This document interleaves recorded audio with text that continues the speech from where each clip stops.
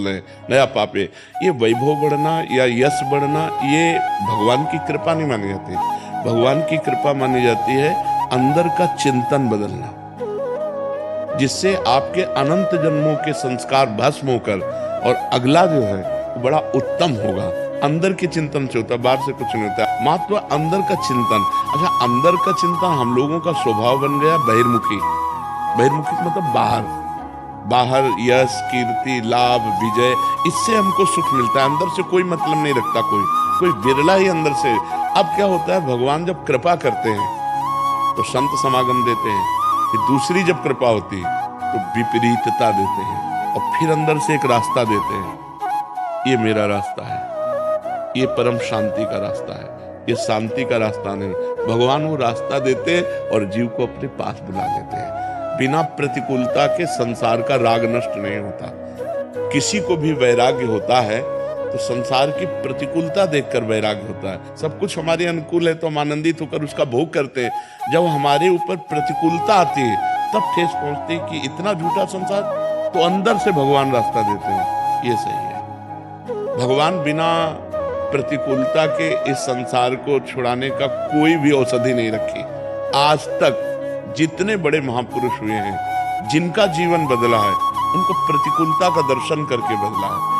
तो कभी प्रतिकूलता आए उस समय आनंदित हो कि मेरे ऊपर अब भगवान की कृपा हो रही है, कि मुझे सतमार्ग में चलने की प्रेरणा मिल रही है। अगर सतमार्ग छूटा और ये सब, तो एक सेकंड के लिए आप विचार कीजिए, अब अपना सुधार कर लो, अपने जीवन को सत्य में ले आओ, तो अगला जो होगा वो बहुत जोर का होगा।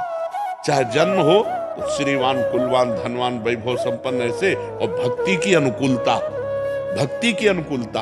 खास बात श्रीवान, धनवान, कुलवान नहीं, खास बात भक्ति की अनुकूलता। अगर इस जन्म में भगवत प्राप्ति नहीं हुई तो भगवान श्री कृष्ण ने गीता में कहा है कि मेरे भक्त का नाश नहीं होता। मैं कुलवान, धनवान, श्रीवानों के कुल में जन्म देता हूँ और फिर पुनः भक्ति का माहौल देता हूँ, और पूर्व का जो भजन छूटा हुआ हो वहीं से उसको।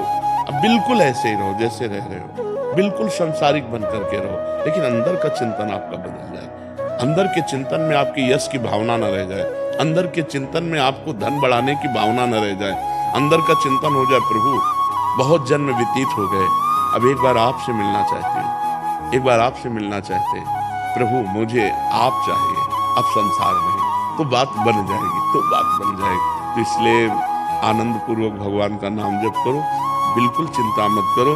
बाबा, क्या नाम जप से हो जाएगा पूरा?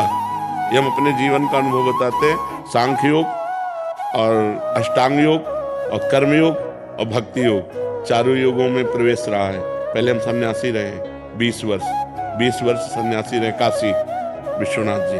तो हम सांख्य योग, अष्टांग योग, जो अष्टांग योग है ना, अष्टांग योग, कर्म योग, इन तीनों को अच्छी प्रकार जान करके और फिर भक्ति योग में आए हैं। स्वयं भगवान शंकर से बढ़कर कोई ज्ञानी तो नहीं ना, सनकादि से बढ़कर कोई ज्ञानी नहीं। वो हरिशरणम हरिशरणम सनकादि हर समय जपते रहते हैं। भगवान शिव राम राम राम राम राम राम जपते रहते हैं। हम वृंदावनवासी प्रिया प्रीतम के उपासी, तो जो राम में राह है वही राह है, जो धा है ये रस देने वाली वस्तु है। तो हम राधा राधा राधा राधा, मतलब आप ये समझो कि हमारी इतनी तार्किक बुद्धि रही, हमारी श्रद्धालु बुद्धि नहीं रही।